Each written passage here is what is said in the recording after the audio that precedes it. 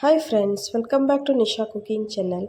ಇವತ್ತು ನೋಡ್ರಿ ನಾನು ಬ್ರೇಕ್ಫಾಸ್ಟಿಗೆ ಒಳ್ಳೆ ಒಂದು ತರಕಾರಿ ಉಪ್ಪಿಟ್ಟಿನ ರೆಸಿಪಿ ಮಾಡಿ ತೋರಿಸ್ತಾ ಇದ್ದೀನಿ. ಸೂಪರ್ ಟೇಸ್ಟಿಯಾಗಿ ಬಂದಿದೆ ನೋಡಿ ಫ್ರೆಂಡ್ಸ್. ನೀವು ಒಂದ್ಸರಿ ಈ ಥರ ಟ್ರೈ ಮಾಡಿ ನೋಡ್ರಿ, ಹೇಗೆ ಬಂತು ಅಂತ ತಿಳಿಸಿ. ಹೆಲ್ತಿಯಾದಂತಹ ಆರೋಗ್ಯಕರವಾದಂತಹ ಉಪ್ಪಿಟ್ಟನ್ನು ಈ ರೀತಿ ಮಾಡಿಕೊಟ್ರೆ ಉಪ್ಪಿಟ್ಟು ತಿಂದೇ ಇದ್ದವರು ಸಹಿತ ಇಷ್ಟಪಟ್ಟು ತಿಂತಾರೆ ನೋಡಿರಿ. ನಾನು ಮಾಡಿರೋ ರೀತಿ ಒಂದ್ಸರಿ ನೀವು ಟ್ರೈ ಮಾಡಿ ನೋಡಿರಿ, ಸೂಪರ್ ಟೇಸ್ಟಿಯಾಗಿ ಬರುತ್ತೆ ಉಪ್ಪಿಟ್ಟು, ತುಂಬ ರುಚಿಯಾಗಿ ಇರುತ್ತೆ. ಈ ಥರ ಮೇಲೆ ಬೂಂದಿ ಅಥವಾ ಖಾರ ಸೇವ್ ಹಾಕ್ಕೊಂಡು ತಿಂತಾಯಿದ್ರೆ ತುಂಬ ಚೆನ್ನಾಗಿರುತ್ತೆ. ಆ್ಯಕ್ಚುಲಿ ನಾವು ಇದಕ್ಕೆ ಬೆಳ್ಳುಳ್ಳಿ ಚುಮ್ಮರಿ ಹಾಕ್ಕೊಂಡು ತಿಂತೀವಿ, ತುಂಬ ಅದ್ರ ಜೊತೆ ಕಾಂಬಿನೇಷನ್ ಚೆನ್ನಾಗಿರುತ್ತೆ, ಟೇಸ್ಟಿಯಾಗಿರುತ್ತೆ. ಹಾಗಾದರೆ ಹೇಗೆ ಮಾಡೋದು ಈ ಉಪ್ಪಿಟ್ಟು ಅಂತ ನೋಡ್ಕೊಳ್ರಿ. ವಿಡಿಯೋ ರೆಸಿಪಿ ಇಷ್ಟ ಅನಿಸಿದ್ರೆ ನಮ್ಮ ಚಾನಲ್ಗೆ ಸಬ್ಸ್ಕ್ರೈಬ್ ಮಾಡಿರಿ. ಒಳ್ಳೆ ರೆಸಿಪಿಗಳಿಗೋಸ್ಕರ ನೋಟಿಫಿಕೇಷನ್ ಬರಬೇಕು ಅಂದರೆ ನೀವು ಬೆಲ್ ಐಕಾನನ್ನು ಪ್ರೆಸ್ ಮಾಡಬೇಕು. ನಾನಿಲ್ಲಿ ನೋಡಿರಿ ಇಷ್ಟು ತರಕಾರಿಗಳನ್ನು ತಗೊಂಡಿದ್ದೀನಿ. ಕ್ಯಾರೆಟು, ಬೀನ್ಸು, ಆಲೂಗಡ್ಡೆ, ಹಸಿ ಬಟಾಣಿ ಮತ್ತು ಸಣ್ಣಗೆ ಕಟ್ ಮಾಡಿದಂಥ ಉಳ್ಳಾಗಡ್ಡಿ, ಸೌತೆಕಾಯಿ ಮತ್ತು ಹಸಿಮೆಣಸಿನ್ಕಾಯಿ, 2 ಟೊಮ್ಯಾಟೋನ ಕಟ್ ಮಾಡಿ ತೊಗೊಂಡಿದ್ದೀನಿ. ಇಲ್ಲಿ ಫಸ್ಟು ನಾವು ರವೆನ ಹುರ್ಕೋಬೇಕಾಗುತ್ತೆ. ಇಲ್ಲಿ 1 ಗ್ಲಾಸಷ್ಟು ರವೆನ ನಾನಿಲ್ಲಿ ಹುರಿತಾ ಇದ್ದೀನಿ. ನೀವು ಎಷ್ಟು ರವೆ ಕ್ವಾಂಟಿಟಿ ತೊಗೊತೀರೋ ಅಷ್ಟು ತೊಗೊಂಡು ಚೆನ್ನಾಗಿ ಫಸ್ಟು ಅದನ್ನು ಡ್ರೈ ಆಗಿ ಹುರಿಬೇಕು. ಫಸ್ಟಿಗೆ ಎಣ್ಣೆ ಹಾಕಿ ಹುರಿಬೇಡ್ರಿ, ಈ ಥರ ಫಸ್ಟು ಡ್ರೈ ಆಗಿ ಹುರಿದು ಇಟ್ಕೊಳ್ರಿ. ಇಲ್ಲಿ ರವೆ ಕೆಡದೆ ಚೆನ್ನಾಗಿ ಇರಬೇಕು ಅಂದರೆ ಒಂದು ಟಿಪ್ಸನ್ನು ನಾನು ನಿಮಗೆ ಹೇಳ್ತೀನಿ. ಈಗ ನೋಡ್ರಿ, ಇದಕ್ಕೆ 1 ಸ್ಪೂನ್ ಎಣ್ಣೆ ಹಾಕಿ ಹುರಿರಿ. ಆಮೇಲೆ ಚೆನ್ನಾಗಿ ಸ್ವಲ್ಪ ಕಲರ್ ಚೇಂಜ್ ಆಗೋವರೆಗೂ ಹುರಿರಿ. ಅದು ರವೆ ಹುರಿಬೇಕಾದ್ರೇ ಘಮ ಬರುತ್ತೆ, ಆವಾಗ ನಿಮಗೆ ಗೊತ್ತಾಗುತ್ತೆ. ಈಗ ನೋಡಿರಿ, ಕಲರ್ ಚೆನ್ನಾಗಿದೆ, ಚೇಂಜ್ ಆಗಿದೆ, ಆಮೇಲೆ ಚೆನ್ನಾಗಿ ಫ್ರೈ ಆಗಿದೆ. ಈಗ ಇದನ್ನು ಸೈಡಿಗೆ ಎತ್ತಿಡೋಣ. ಇಷ್ಟು ಹುರಿದ್ರೆ ಸಾಕು. ನೀವೇನಾದರೂ ರವೆನ ಜಾಸ್ತಿ ತೊಗೊಂಬಂದಿದ್ರೆ ಈ ಥರ ಎಣ್ಣೆ ಹಾಕದೇ ಡ್ರೈ ಆಗಿ ಹುರಿದು ಇಟ್ಕೊಂಡ್ರೆ ಬೇಗ ಹುಳ ಆಗೋದಿಲ್ಲ, ಹಾಗೆ ಚೆನ್ನಾಗಿರುತ್ತೆ. ತುಂಬ ದಿನಗಳ ಕಾಲ ಇಟ್ಕೋಬೋದು ನಾವು ರವೆನ. ಜಾಸ್ತಿ ರವೆ ತಂದರೆ ಹಾಗೆ ಮಾಡಿರಿ. ಇಲ್ಲಿ ನಾನು ಕಡಾಯಿನ ಬಿಸಿ ಮಾಡಿದ್ದೀನಿ ಉಪ್ಪಿಟ್ಟು ಮಾಡೋಕ್ಕೆ. ಇದಕ್ಕೆ ಒಂದು 3 ಟೇಬಲ್ ಸ್ಪೂನಷ್ಟು ಎಣ್ಣೆನ ಹಾಕಿರಿ. ನೀವು ಎಣ್ಣೆ ಜೊತೆ 1 ಸ್ಪೂನ್ ತುಪ್ಪನೂ ಹಾಕ್ಬೋದು.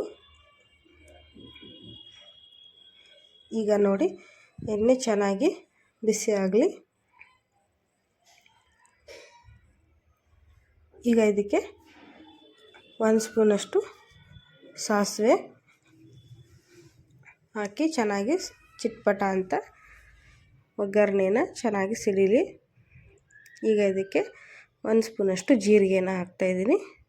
ಆಮೇಲೆ 1 ಸ್ಪೂನ್ ಕಡಲೆಬೇಳೆ, 1 ಸ್ಪೂನು ಉದ್ದಿನಬೇಳೆ ಹಾಕಿ, ಉದ್ದಿನಬೇಳೆ ಕಡಲೆಬೇಳೆ ಚೆನ್ನಾಗಿ ಕೆಂಪಗಾಗೋವರೆಗೂ ಫ್ರೈ ಮಾಡಿಕೊಡ್ರಿ, ಆವಾಗ ಟೇಸ್ಟ್ ಚೆನ್ನಾಗಿ ಬರುತ್ತೆ. ಮತ್ತು ಇಲ್ಲಿ ಒಂದು ಅರ್ಧ ಕಪ್ಪಷ್ಟು ಶೇಂಗಾ ಬೀಜನ ಹಾಕ್ತಾಯಿದ್ದೀನಿ. ಇದ್ರ ಕೂಡ ಅಷ್ಟೇ, ಶೇಂಗಾ ಬೀಜನೂ ಚೆನ್ನಾಗಿ ಕಡಕಾಗಿ ಫ್ರೈ ಆಗಬೇಕು, ಆವಾಗ ಉಪ್ಪಿಟ್ಟು ಜೊತೆ ತಿನ್ನಬೇಕಾದ್ರೆ ತುಂಬ ಚೆನ್ನಾಗಿರುತ್ತೆ, ಕ್ರಿಸ್ಪಿಯಾಗಿ ಬಂದರೆ. ಈಗ ಚೆನ್ನಾಗಿ ಎಲ್ಲ ಫ್ರೈ ಆಗಿದೆ. ಇದಕ್ಕೆ ಕರಿಬೇವು ಸೊಪ್ಪು ಹಾಕಿ ಒಗ್ಗರಣೆಗೆ, ಆಮೇಲೆ ಹೆಚ್ಚಿಟ್ಕೊಳ್ಳೋಂಥ ಹಸಿಮೆಣಸಿನ್ಕಾಯಿನ ಹಾಕಿ, ಕರಿಬೇವು ಮತ್ತು ಹಸಿಮೆಣಸಿನ್ಕಾಯಿ ಎಣ್ಣೆಯಲ್ಲೇ ಫ್ರೈ ಮಾಡಿಕೊಡ್ರಿ. ಫಸ್ಟು ಎಣ್ಣೆಯಲ್ಲಿ ಹಸಿಮೆಣಸಿನ್ಕಾಯಿ ಹಾಕಿ ಫ್ರೈ ಮಾಡೋದ್ರಿಂದ ಅದು ಎಣ್ಣೆ ಖಾರ ಬಿಡುತ್ತೆ ಎಣ್ಣೆಯಲ್ಲಿ, ಆವಾಗ ಚೆನ್ನಾಗಿರುತ್ತೆ ಟೇಸ್ಟು. ಈಗ ಕಟ್ ಮಾಡ್ಕೊಂಡಂಥ ಉಳ್ಳಾಗಡ್ಡಿನ ಹಾಕಿ ಉಳ್ಳಾಗಡ್ಡಿ ಚೆನ್ನಾಗಿ ಕೆಂಪಗಾಗೋವರೆಗೂ ಫ್ರೈ ಮಾಡಿರಿ. ಯಾಕಂದರೆ ಉಳ್ಳಾಗಡ್ಡಿ ಹಸಿಯಾಗಿದ್ದರೆ ಚೆನ್ನಾಗಿರಲ್ಲ ತಿನ್ನೋಕ್ಕೆ. ಈ ಥರ ಚೆನ್ನಾಗಿ ಒಂದ್ಸರಿ ಫ್ರೈ ಮಾಡಿರಿ. ಆಮೇಲೆ ನಾವು ಹೆಚ್ಚಿಟ್ಕೊಂಡಂಥ ಎಲ್ಲ ತರಕಾರಿನೂ ಹಾಕಿರಿ. ಸೌತೆಕಾಯಿ, ಆಲೂಗಡ್ಡೆ, ಆಮೇಲೆ ಹಸಿ ಬಟಾಣಿ, ಕ್ಯಾರೆಟು, ನಾವೇನೇನು ತೊಗೊಂಡಿದ್ದೋ ಬೀನ್ಸು, ಅದನ್ನೆಲ್ಲದನ್ನು ಚೆನ್ನಾಗಿ ಹಾಕಿ ಎಣ್ಣೆಯಲ್ಲಿ ಫಸ್ಟ್ ಫ್ರೈ ಮಾಡಿಕೊಳ್ರಿ.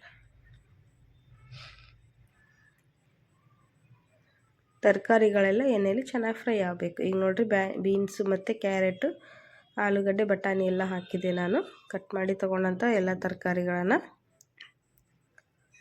ಈಗ ಇದನ್ನು 1-2 ನಿಮಿಷ ಚೆನ್ನಾಗಿ ಎಣ್ಣೆಯಲ್ಲಿ ಫ್ರೈ ಮಾಡ್ಕೊಳ್ಳೋಣ. ನೋಡಿರಿ, ಇಲ್ಲಿ ಫ್ರೈ ಆಗ್ತಾಯಿದೆ. ಯಾಕಂದರೆ ಚೆನ್ನಾಗಿ ಫ್ರೈ ಮಾಡಿಕೊಂಡ್ರೆ ಬೇಗ ಕುದಿಯುತ್ತೆ ತರಕಾರಿಗಳೆಲ್ಲ. ಈಗ ಇದಕ್ಕೆ ಹೆಚ್ಚಿಟ್ಟಂಥ ಟೊಮೆಟೊನ ಹಾಕಿದ್ದೀನಿ, ಅದು ಅಷ್ಟೇ ಟೊಮೆಟೊ ಸಾಫ್ಟ್ ಆಗೋವರೆಗೂ ಫ್ರೈ ಮಾಡಿಕೊಳ್ರಿ.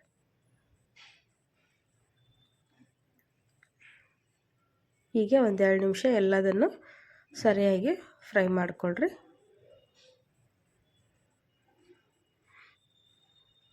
ಈಗ ಇದಕ್ಕೆ ರುಚಿಗೆ ತಕ್ಕಷ್ಟು ಉಪ್ಪನ್ನು ಹಾಕ್ತಾಯಿದ್ದೀನಿ ನಾನು. ತರಕಾರಿಲೇ ನಾವು ಉಪ್ಪು ಹಾಕಿ ಫ್ರೈ ಮಾಡೋದ್ರಿಂದ ತರಕಾರಿ ತಿನ್ನಬೇಕಾದ್ರೆ ಸಪ್ಪೆ ಸಪ್ಪೆ ಆಗಿರಲ್ಲ, ಚೆನ್ನಾಗಿ ರುಚಿಯಾಗಿರುತ್ತೆ ನೋಡಿರಿ. ಆಮೇಲೆ ಉಪ್ಪು ಹಾಕೋದ್ರಿಂದ ಬೇಗ ಫ್ರೈ ಆಗುತ್ತೆ ತರಕಾರಿಗಳೆಲ್ಲ. ಈಗ ನೋಡಿರಿ ಚೆನ್ನಾಗೆಲ್ಲ ಫ್ರೈ ಆಗಿದೆ ನೋಡಿ. ಈ ಥರ ಸರಿಯಾಗಿ ಎಲ್ಲದನ್ನು ಫ್ರೈ ಮಾಡ್ಕೋಬೇಕು ಫಸ್ಟು, ಆವಾಗಲೇ ಉಪ್ಪಿಟ್ಟು ರುಚಿಯಾಗಿ ಬರುತ್ತೆ. ನಾವು ಹಸಿ ಹಸಿಯಾಗಿ ಫ್ರೈ ಮಾಡಿದ್ರೆ ಚೆನ್ನಾಗಿ ಬರೋದಿಲ್ಲ, ತಿನ್ನೋಕ್ಕೂ ಟೇಸ್ಟಿಯಾಗಿರೋದಿಲ್ಲ ನೋಡಿ. ಈಗ ಇದಕ್ಕೆ ಉಪ್ಪಿಟ್ಟಿಗೆ ಬೇಕಾದಷ್ಟು ನೀರನ್ನು ಆ್ಯಡ್ ಮಾಡ್ಕೊಳ್ಳೋಣ. ಅಂದರೆ ನಾನು 1 ಗ್ಲಾಸು ರವೆನ ತೊಗೊಂಡಿದ್ದೀನಿ, ಅದಕ್ಕೆ 2-2.5 ಗ್ಲಾಸಷ್ಟು ನೀರನ್ನು ಹಾಕ್ತಾಯಿದ್ದೀನಿ. ಯಾಕಂದರೆ ಉಪ್ಪಿಟ್ಟು ಜಾಸ್ತಿ ಉದ್ರಾಗಿರಬೇಕು ಅಂದರೆ 2 ಗ್ಲಾಸು ನೀರು ಕರೆಕ್ಟ್ ಆಗುತ್ತೆ. ಅಂದರೆ 1 ಕಪ್ಪು ರವೆಗೆ 2 ಕಪ್ಪು ನೀರು ಜಾಸ್ತಿ ಕರೆಕ್ಟ್ ಆಗುತ್ತೆ. ಈಗ ನೀವು ಸ್ವಲ್ಪ ಮೆತ್ತಗೆ ಮಾಡಬೇಕು ಉಪ್ಪಿಟ್ಟು ಅಂದರೆ ಒಂದು ಅರ್ಧ ಗ್ಲಾಸ್ ಎಕ್ಸ್ಟ್ರಾ ನೀರು ಹಾಕ್ಕೊಳ್ರಿ. ಇದಕ್ಕೆ ನಾನು ಕೊತ್ತಂಬರಿ ಸೊಪ್ಪು ಹಾಕಿ ಚೆನ್ನಾಗಿ ನೀರು ಕುದಿಯೋವರೆಗೂ ಬಿಟ್ಟಿದ್ದೀನಿ ನೋಡ್ರಿ.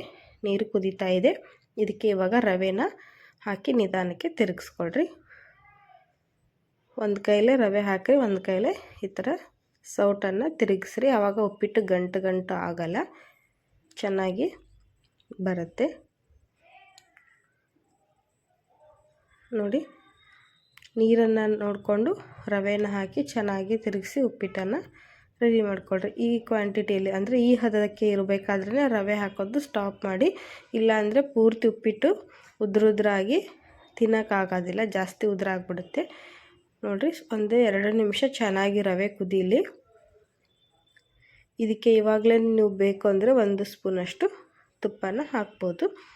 ಇಲ್ಲಿ ನೋಡಿ ನಾನು ನಿಮಗೆ ತಿರುಗಿಸಿ ತೋರಿಸ್ತೀನಿ. ಈ ಹದ ಇರಬೇಕಾದ್ರೇ ನಾವೇನು ಮಾಡ್ತೀವಿ, ಗ್ಯಾಸನ್ನು ಆಫ್ ಮಾಡಿಬಿಡ್ತೀವಿ.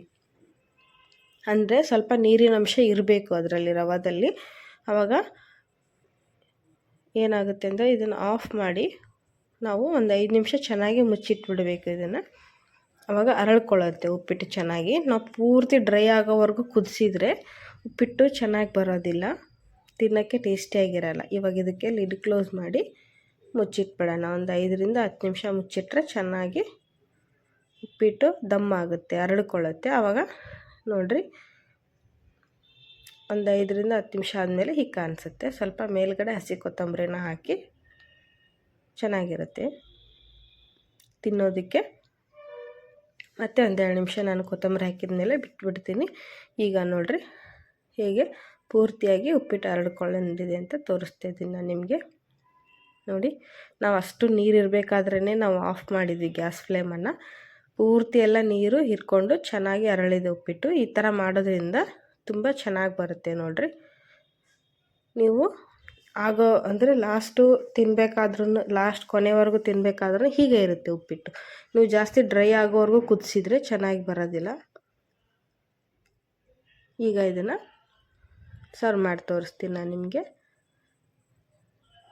ನೋಡಿರಿ. ಎಷ್ಟು ಚೆನ್ನಾಗಿ ಬಂದಿದೆ, ಸೂಪರಾಗಿದೆ, ಕಲರ್ಫುಲ್ಲಾಗಿ ಕಾಣಿಸ್ತಾ ಇದೆ. ನಾವೆಲ್ಲ ತರಕಾರಿಗಳನ್ನು ಹಾಕಿರೋದ್ರಿಂದ ಮಕ್ಕಳಿಗೆ ಹಸಿಯಾಗಿ ಕೊಟ್ಟರೆ ತರಕಾರಿ ತಿನ್ನೋದಿಲ್ಲ ಕೆಲವೊಂದು ಮಕ್ಕಳು. ಈ ಥರ ಉಪ್ಪಿಟ್ಟು ಜೊತೆ ನಾವು ಮಾಡೋ ಅಡುಗೆ ಜೊತೆ ನಾವು ಜಾಸ್ತಿ ತರಕಾರಿಗಳನ್ನು ಹಾಕಿ ಕೊಟ್ಟರೆ ಸುಮ್ಮನೆ ತಿಂತಿರ್ತಾರೆ. ಅವಾಗ ಎಲ್ಲ ವಿಟಮಿನ್ಸ್ಗಳು ಸಹಿತ ಮಕ್ಕಳಿಗೆ ಸಿಗುತ್ತೆ ನೋಡಿರಿ. ಈಗ ಇದನ್ನು ಪ್ಲೇಟಿಗೆ ಹಾಕಿದ್ದೀನಿ ನೋಡಿ ಹೇಗೆ ಕಾಣಿಸ್ತಾ ಇದೆ. ತುಂಬ ಕಲರ್ಫುಲ್ ಆದಂಥ, ಪ್ರೋಟೀನ್ ಭರಿತವಾದಂಥ, ಹೆಲ್ತಿ ಆದಂಥ ಉಪ್ಪಿಟ್ಟು ರೆಡಿಯಾಗಿದೆ ನೋಡಿರಿ ಫ್ರೆಂಡ್ಸ್. ನೀವು ಇದೇ ಥರ ಮಾಡ್ಕೊಂಡು ತಿಂದು ನೋಡಿರಿ. ಈ ವಿಡಿಯೋ ರೆಸಿಪಿ ಇಷ್ಟ ಅನಿಸಿದರೆ ನಮ್ಮ ಚಾನಲ್ಗೆ ಸಬ್ಸ್ಕ್ರೈಬ್ ಮಾಡಿರಿ, ಬೆಲ್ ಐಕನನ್ನು ಪ್ರೆಸ್ ಮಾಡಿ. ನಾನು ದಿನ ಹಾಕೋ ವಿಡಿಯೋ ರೆಸಿಪಿಗಳು ನಿಮಗೆ ಬರಬೇಕು ಅಂದರೆ ನೀವು ಬೆಲ್ ಐಕನನ್ನು ಪ್ರೆಸ್ ಮಾಡಬೇಕು, ಸಬ್ಸ್ಕ್ರೈಬ್ ಮಾಡಿಕೊಂಡು. ಆವಾಗ ಎಲ್ಲರಿಗಿಂತ ಫಸ್ಟು ನಿಮಗೆ ವಿಡಿಯೋ ನೋಟಿಫಿಕೇಷನ್ ಬರುತ್ತೆ. ಹಾಗಾದರೆ ಲೈಕ್ಸ್ ಆ್ಯಂಡ್ ಶೇರ್ ಮಾಡಿಕೊಡ್ರಿ. ಬಾಯ್.